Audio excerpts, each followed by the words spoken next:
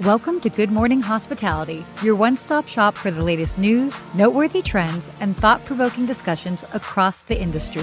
From hotels to short-term rentals to all things travel and hospitality, you'll find each episode equips you with the information that you need to start your week. Join us on Good Morning Hospitality every Wednesday, wherever you get your podcasts.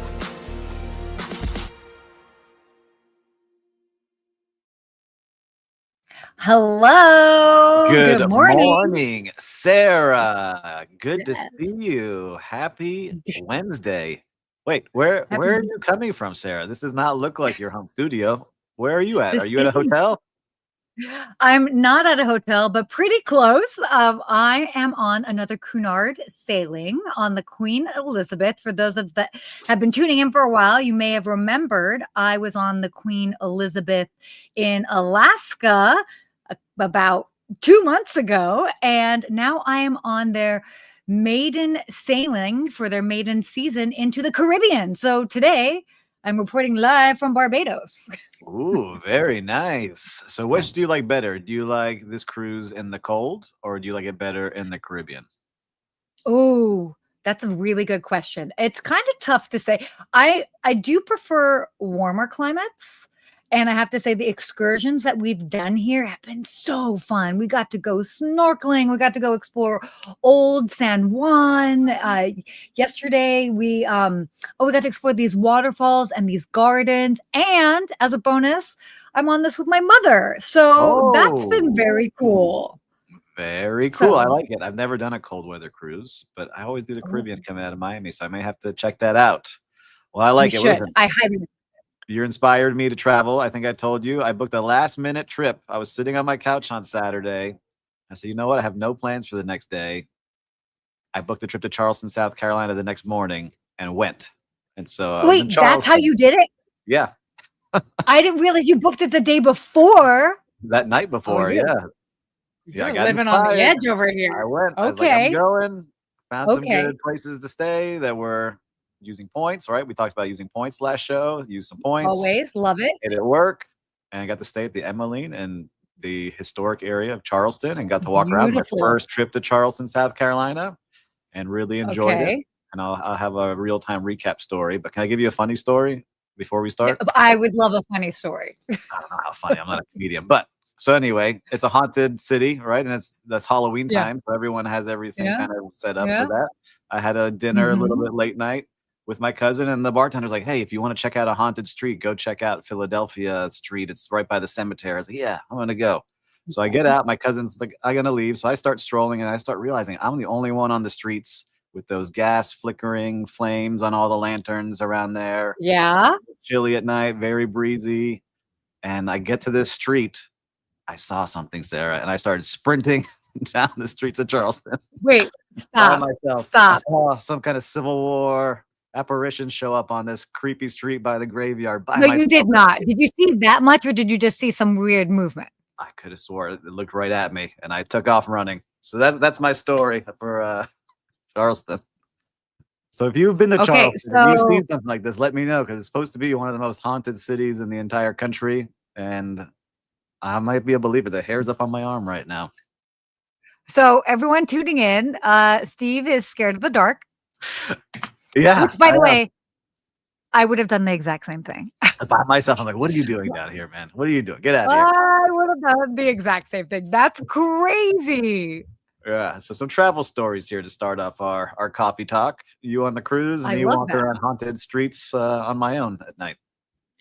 Definitely, I have not seen anything haunted on this cruise, so that's for sure. I don't know. That cruise ship should be haunted too, I think. We got people dancing in the background here. But yeah, so that's my story of my trip. But a great trip overall. Oh yeah, pop your head in. So speaking of apparitions, people just walking into your room.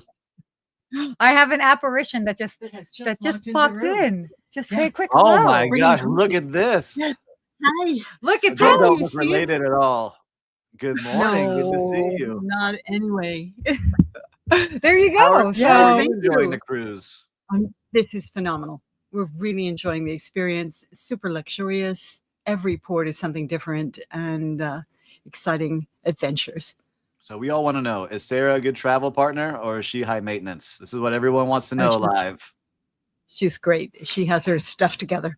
Wow. I would say, yeah, actually most of the, like, if it's not a work trip and it's like I mean, I'm very chill, but if it's a work trip and it's a tight schedule, we run a tight ship. Exactly. I like it. Okay. I like that you're on the trip. I like that you're celebrating this together. It's got to be a lot of fun. Yeah, it's fun. It is great. We haven't been on a trip together in a few years. Yeah. So this is kind of nice. This is really a treat. Yeah. We haven't strangled each other yet. All right. I want to see a new social media channel of the two of you. So it's mom and daughter travel. Oh, yeah. Ooh, you ready? Sure. Oh my gosh. That'll be a lot of travel fun. adventures with daughter. Oh, there we go. Oh my gosh. Got a future star here. Let's go. Yes, exactly. Exactly. Okay. Anyway, definitely, I'll keep you posted. Well, thank you for joining. We're going to continue on our topics here. I will. Bye. Segue out. Everyone say bye. Good to see you. Hi. She couldn't come in the room and not say hello. Oh, we love having her on the show. She's awesome. All right. She's going to do a first TV segment with me later today. So that'll be fun. Anyway. I love it. Well, we got Christelle saying good morning, Sarah and Steve. Beautiful weather in Palm Beach this morning. Love Charleston and Sarah and Mom are twins. They are. Their hair is just parted a different way. I noticed it right away. They're the twins. And Paul. Oh, that's funny. Our hair is parted the way. Yeah. Need to add haunted houses. Good morning. Category. Listen, I think it's good for this this city, especially. People were traveling just looking for it. I was. So I love that. Well, you found it. We found it. All right. Well, we got a lot of shows. We got a lot to cover today, and you're got a live TV segment, and I have to go to the Independent Lodging Conference right after this here in Miami. So let's do all it. the things. You want to kick us off? All right, great. Well, why don't we go ahead and talk about sure. Our first topic here, Mandarin Oriental goes private in a $4.2 billion deal. So this was so basically Jardine Matheson is to acquire the remaining 11.96%, basically 12% of Mandarin Oriental, and delist it from the Singapore exchange. So this is kind of a big deal because it's a shift towards an asset light model, really focused on management contracts and branded residences. And I mean, sorry, you chime in. Their growth is huge. The growth is going to be gigantic. And I have a special place for Mandarin Oriental because I worked for them for 2 years, and then they became a client of mine last year here in Miami before they shut down, and had my last networking event at that hotel.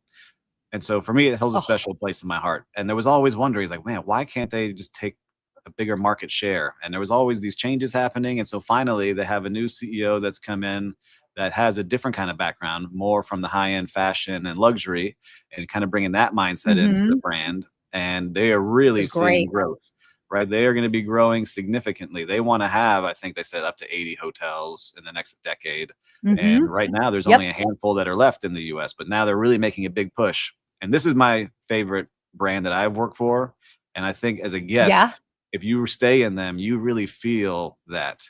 And I think, it's fantastic. A couple of these brands have come in, and I think it has a nice place because it's a mix of, to me, like a Four Seasons and Nobu is kind of how I explain it. Nobu was trying to come in and take it, but they're not as high end as my feeling on Nobu, but they have a good vibe. But Mandarin just holds a special place. So they really are going to make a big impact, and they're building the new residence and hotel here. That's going to be spectacular. And I love this because I first of all, I mean, it is a fantastic brand. It's something I've stayed in multiple Mandarin Orientals, very familiar, no concierge in a good number of them, and can absolutely speak to the fact that their service is top notch. I love that they are looking to be doing this sort of brand refresh. So this new visual identity. They'll also have a mobile app, loyalty updates. So I think that will play a really big part into their growth over the next decade. And it's great. I mean, I think anytime, a big brand that has become so iconic and has such a strong brand identity, brands always need a little bit of a tweaking and a shift as time goes on. And I think it's great. No, I love it. And this was actually the first place where I learned about wellness and spa and all these kind of things that they take such a big focus on. And so They do a great job. A lot of their hotels are one of the few that always have 5 stars at the hotel, at the spa, and their restaurant is usually like what they have. So it's amazing to see. So I'm really cheering Yeah. on this brand. Come on, Mandarin Oriental. I want to see more and more of you and continue growing. Yeah, no, this will be great. So I love that we're able to kind of talk about this. So good for them. All right. You ready to head on to our next topic here? Let's do it. All right, cool. Do you want to lead this in? I'll lead this one in. So look, AWS, Amazon, it went down and they had a big glitch over, was it yesterday or this week? It's several of the things went down in travel. So they support 21 of the top 30 global airlines and major hotel brands like Hilton and Hyatt. And their tech stacks were all in shambles. I was staying at a hotel in Charleston. Everything was down and they were small brands. Whoa. I couldn't charge the room. We couldn't get keys made. It was like old school stuff. And you start realizing, like, you know, when you and I worked in hotels, we're the old fogies. We had to learn what happens when the system goes offline, right? Like it happens every once in a while. And so for us, we were trained like, all right, you get the old school credit card machine that you swipe back and forth and you learn how to print out things to check people in. Yeah. But this really, right? This really shut down so many things, rental cars, hotels, OTAs, everybody down. So you realize what a big player they are in this. And so let's see what they do to kind of future proof this and have this, but they're still adding up all of the financial loss. So I'm curious to see what the reports say when this all comes out. What do you think?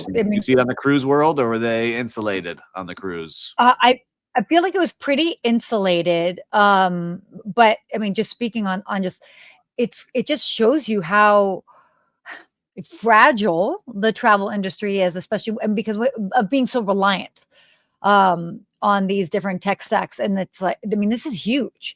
And it's interesting that you got to experience it firsthand. And I mean, it just brings back memories for me of, you know, obviously at times things don't work and just seeing the front desk and everybody's like running the credit cards and writing it in different ways. Yeah, it was like, again, I experienced it firsthand. That's first thing in the morning. I wake up early. I went to the coffee shop at the property and they were just like kind of baffled because I was one of the first people there and they couldn't charge the room. They're like, oh, something weird is going on here. And then I needed it to get a key because I went down to the coffee shop without my key, of course. And then they couldn't make the key because their system was down. And then as the day went on, I started getting messages from our vacation rental team that the messages for the vacation rentals systems weren't connecting properly that we needed. And then my daughter's like, my package won't be delivered today because Amazon, it doesn't know how to get it here, I guess, was part of the delay. So many different things going on in the world that are connected to AWS, Amazon's, you know, services that you don't realize until it actually goes down. Yeah. Like those Mission Impossible movies, right? The system's down, the internet's down, the whole world is collapsing. What do we do? Yeah, I mean, we sit here, we joke about it, but it's also like kind of scary when you think about it because so many things rely on it. No, it's true. Oof. And I don't know enough about the tech, but just in travel, it's interesting to see. So I hope they figure out what happened and we'll learn some more. Maybe we'll do a little quick touch on this next week. Totally. We should definitely do a follow-up on it. Well, switching gears a bit, I definitely would love to take the lead on this topic. Yeah, I don't know Waymo. Yeah, so big fan of Waymo because I was like, this is my neck of the woods. So Waymo. So for those that are unfamiliar with Waymo are the driverless cars, so generally Jaguars, so driverless cars that people can book kind of like an Uber.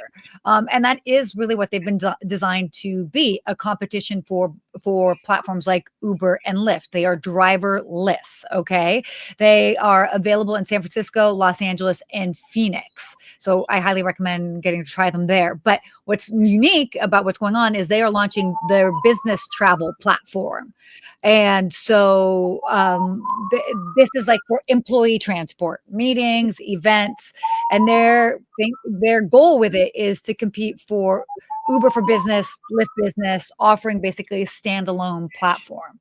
So you got your fire alarm going off, huh? Can you hear it? Yeah, live show, fire alarm. I'm like, all right, perfect time. This is part of the live show here.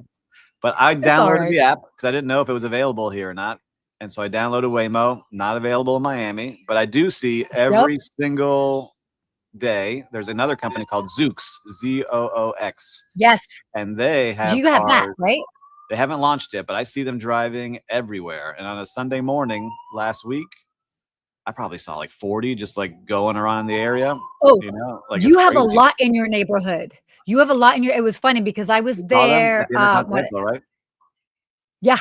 Well, yes, definitely by there. But I was visiting a friend of mine, and she lives kind of like in your neck of the woods. And she was saying, she's like, oh, she's like, I think that they're basically because they all have drivers in them for They all have you, drivers and they're right now. basically like Circling. surveilling the area in essence. Yeah. And she was like, no, we have a lot. And I'm like, okay, whatever. And I remember seeing 112 in one block, and I'm like, Yeah, they what just is go. going But on? Sunday It's morning, like crazy. you go out, there's only their cars all over the place. But I see Lou's wild. watching, and he says, "Fire alarm! Run for your life." Lou, I'd die for this show, Lou. I'm gonna be right. Oh in my here. gosh. Oh my gosh. The Yeah. And I love drama. seeing this Waymo. I want to see Uber Taxi when that starts going. I like all of this. I Yeah. feel bad for a lot of the drivers. This is a whole other industry that's going to get, shifted and mixed up again, just like the taxis did. Like they'll still have the Yeah. drivers of the Uber. I'm sure it'll be a different price, but I see it with the robot deliveries. Do you have that in LA? Oh, yeah. We do. Coco and the other ones, I think, like part of Coco, Uber so Eats. they're all over the place. So we're just now getting used to living in a world with robots and Robots. technology. And I was Yeah. just thinking about it. We got AI, robots, driverless cars. It's crazy what's going on in the world. You know, what's interesting, I still need to do this, is I actually live the closest Tesla supercharger to my apartment is the diner, the famous Tesla diner. You got to check that out. In Hollywood. Yep, not too far away from me. And they actually have robots, like actual like human formed robots that make drinks and serve people. So I still have yet to do it, but while I mean, again, yes, we are living in this world that I'll be at an intersection and it's like I've got a Waymo, we've got a Coco, and then there's a lot of I really robots think roaming that around. before our time is done on this planet, Sarah, we will get to go to travel to the moon. And because I was reading, I'm going sidetracked here now with Elon Musk. That's why he's building the robots. He has the rockets. He has the solar chargers. So he could put all of the robots, solar chargers, and rockets and get to these places, and they can do stuff before the humans get there. Anyhow, that's what I was listening to him talk about, which was cool to hear. I mean, we'll see what ends up happening. I was reading completely different, but that by the end of our lifetime, people will fall in love with robots. Just saying. All right, I'm being told to mute my alarm. I'm muting it. Don't worry. Oh, mute your on alarm. to the next Mute story, your Sarah. alarm. You got us. All right. Okay, perfect. So why don't we come on here? Okay, so this is going to be interesting. We are talking about World Cup. Here. Hold on. Here we go. So the World Cup host cities have raised hotel taxes ahead of the tournament. I mean that they're going to be. Do you guys have any World Cup games in Miami? Because we do in Los Angeles. Yeah, we have 7 games here, so it was a big win for our city. Okay. We celebrated big here. Mm-hmm. Oh wow, yeah. So Toronto, Vancouver, Kansas, Washington. A lot of these big cities are increasing their tax, and it's interesting. I mean, kind of like with this in particular. I mean, they're looking to kind of do it to help offset the cost that each city is going to be, the output in essence to host the games. And imagine these games cost about $100 million to $200 million per city to host, and about 6.5 million visitors expected. No, it's going to be bananas to see how many people come, because I remember it. I was old enough to remember. I think it was '94 when it was last year in the country, and I had cousins from my mom's from Venezuela. My cousin from Venezuela came over. They spent a ton of money. They went to all the different cities to watch all the games. But I've just seen the difference now when you have a major event in your city is unbelievable. Like when we have F1 and Super Bowl and all these big concerts, it's crazy to see how many people from all different areas of the world come here. Yeah. So it's very exciting for us here in Miami and for you. Yeah, totally. In Los Angeles, look, I mean, this is not a surprise to anybody, but Los Angeles, it's going to be a very good thing for the World Cup. Obviously, even in preparation for the Olympics, these taxes make sense. I mean, I know some people might be, and it's only incremental. I mean, we're talking about maybe like 2% more, but that adds up, obviously. I mean, Vancouver in particular, they added 2.5% and on the tax to their tax already, that they'll plan to have through 2030, and they're expected to raise $230 million. So that little bit can go a long way. Yeah, I see Adam saying he's been to 4 World Cups and won't go to this one because of pricing. Adam, I'm curious, is it ticket pricing to the events or is it pricing on travel and hotels? What pricing are you mentioning there? Because I know that tickets like Oh yeah. disappear right away. Oh, and Adam is, well, I can say this because I know. Hi, Adam. Thanks for joining. Adam's a former concierge, Lake Lodore concierge, like myself, based in Las Vegas. So are you trying to say, Adam? You can chime in on your on the chat here, but that you will not go to Los Angeles because that's not too far away, but it's going to be that expensive that you're like, nope, no dice. Listen, I know all you It's concierge interesting. have an underground network of tickets that you guys are all holding on to behind the scenes. I know what you guys are up to at those meetings. We are the I got a guy group, okay? Yeah. We all got a guy. I know a guy. I got a guy. We got a connection. You need something in Dubai, I got a guy. Yeah. Like you need something in Singapore, I got a guy. You need something in Dallas, I got 2 guys. I'm kidding. Yeah, I owe you for that thing in that place at that time. And I got a guy for you. Super vague. Yeah. Yeah, no. Definitely. But yeah, definitely a big part of it. Well, why don't we shift? Oh, yeah, sorry. I guess I missed no missed feedback. So should we talk about Ryanair? Let's do it. Yeah, dude, this is great. Fan of Ryanair. So for those that don't know, Ryanair is basically the Spirit Airlines in essence of Europe, but they lean into it. And so what's great is that they have a meme first marketing strategy. And their social media has been on point for a long time. And their social media reaches over 100 million viewers weekly. Imagine they play with humor, memes, real-time content. They update fares, routes, all of that sort of stuff. And so their big focus has been on earned media so that they don't have to spend as much on traditional media. And they win at it. They do a great job. Yeah, I love seeing this. I didn't really this? know much about them, but then I started following along when I saw the news article and looking at all the things they're doing. I like what they're doing on X. They're kind of like the Wendy's of, airlines, where they're commenting kind of snarky on different things. I also like that they are doing things that, like, they had a terrible seat, like this windowless seat 11A, that's gone viral, and people are actually paying even more money to stay in their worst seat because they turned it into something that was funny, of getting a seat, a seat with no window. Even though it's a window seat. And so people are now taking pictures of it and hoping that Ryanair will repost them. And so they can become famous by sitting in that chair. But something I liked about this is that they are all about how do we get attention? So even before social media, they were saying they had this mindset, right? So like when they came into a new city, they would roll in like a World War II tank and saying that they were going to take down the competition and get headlines that way. Or they brought in a funeral procession into another airline that they launched in, or an airport that they launched in, to show that they were the death of low, sales. Like they were doing all these crazy things beforehand already, and then they're just amplifying that tone and that voice now with social media. So it just shows you, you can be yourself and enjoy and do things that really stand out, and not have to be picture perfect and everything amazing and clean and so vanilla on social media. Yeah, well, and I love, like, I actually, the CEO of Ryanair, he speaks a lot, and they're just matter of fact. Somebody complains about something, they're like, what do you expect? You paid 22 euros for this fare. And he came out and he was even saying, oh, we were, because there was like pushback. It's like, oh, were you guys going to going to start charging for people to go to the restrooms on flights? And he was like, yeah, well, I can get rid of the 2 restrooms in the back, only have 1.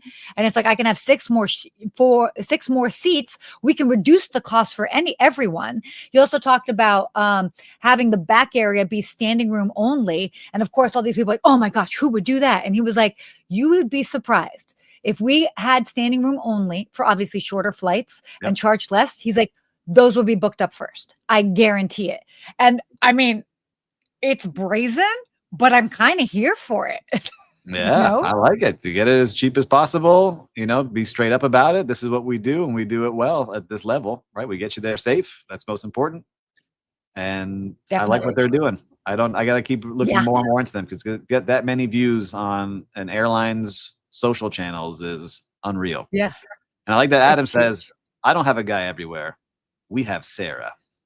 All right. Ask the concierge. Ha, ha, ha. We got Sarah.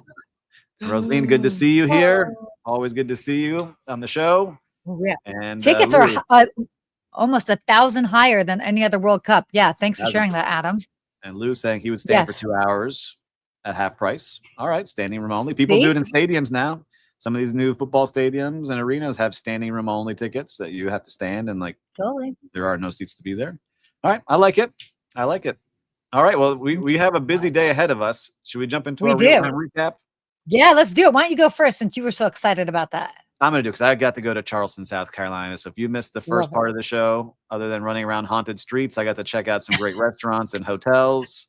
And I was a solo traveler this time around, and I ate every meal at the bar of different places I went to. And if you're on LinkedIn, if you're watching the LinkedIn, go check out my profile. I wrote about it because the majority of the bars I sat at, the bartenders would not engage in conversation. They would take my order and then disappear, go on their phone, talk to their teammates, even though I was like, hey, it's my first time here. I'm excited to be here. What do you recommend? Only one place, Hank's Seafood, which was right by the hotel. I gave them a big shout out because they did an amazing job. Where I sat down, did that opening, and then they fully engaged, had me try some things that were like their best items, bought me a glass of wine for coming to the city for the first time, told me a bunch of cool things to do. So if you're sitting at the bar, bartenders, engage. Some people don't want to be engaged. They have their computer, they got their book, they're doing their own thing. But if they ask you a question, make sure to talk to them. You never know. You can make their entire day just by having that conversation for a couple of minutes with them. So that's what I got to say on my real-time recap. Shout out to Hanks. I like that. I mean, again, it's, dining at the bar. It's a good reminder that it's, to be social, yet, it's always that fine line because again, it's like how social do they want to be? They don't want to be overly talkative, but like if you're asking questions, why not? So I love that. Well, I feel like it would be remiss of me to not mention the team over here at Cunard and being on this sailing. This was really cool. Going to the Caribbean. I mean, it's also really unique to the brand. I mean, for those that know it, it's historic. They've been a cruise line since the early 1800s. That's a very long time. And to have that sort of elegance at sea is always an interesting thing to see, especially when you're going to the Caribbean where everything's a little bit more relaxed. But it's been wonderful. And big shout out to the guys taking care of our room attendant, the servers. It was so sweet because we were on this cruise, this actual ship 2 months ago, and a couple of the different servers remembered us from the last time, the events manager, the F&B manager. And it just is so welcoming when you've got the staff that really remembers you and they're like, oh, great. And it makes you feel like home. And I think that's a really simple reminder that we feel like wherever we go, whether it's a hotel or a cruise line, when you see those familiar faces, say something. You go, oh, welcome back, Yeah, it makes all the difference, especially when you're traveling and you just want to have that connection with someone. And Lou said Hanks is a big tourist place, but a good place to go for locals too. So that's a good balance. Okay. I'll give a shout out to 167 Raw. I like them. Slightly North of Broad was good too. So there's a lot of good restaurants out there. But that was really great. Yeah, I like those places. I went to a bunch. You hit up some good spots. You did. You did it well. Every meal, I went every place. I won't give out the ones I didn't like, but those were the ones I did like. That's okay. And then our quote of the week, I think, is perfect for what we were just talking about, both of us. So yes, travel isn't always about the destination. It's about how you're made to feel along the way. That's where hospitality shines, right? And so I think that's a great way to do it and to wrap up the show, because that's how I felt when I was sitting at that Hank's bar. It wasn't about it was really how they made me feel when I was there. And so totally, especially when you're traveling solo, it's all about how you make people feel, for sure. Solo or if you're traveling with your mom. Yeah, that's right. But either way, they remembered you. They made you feel welcome. I really enjoyed my time. I'm glad you're having a good time on the cruise. And man, we kept it to our 30 minutes. I know you're going live on TV here soon. I got to go to a conference. Anything else we should leave our listeners and viewers with?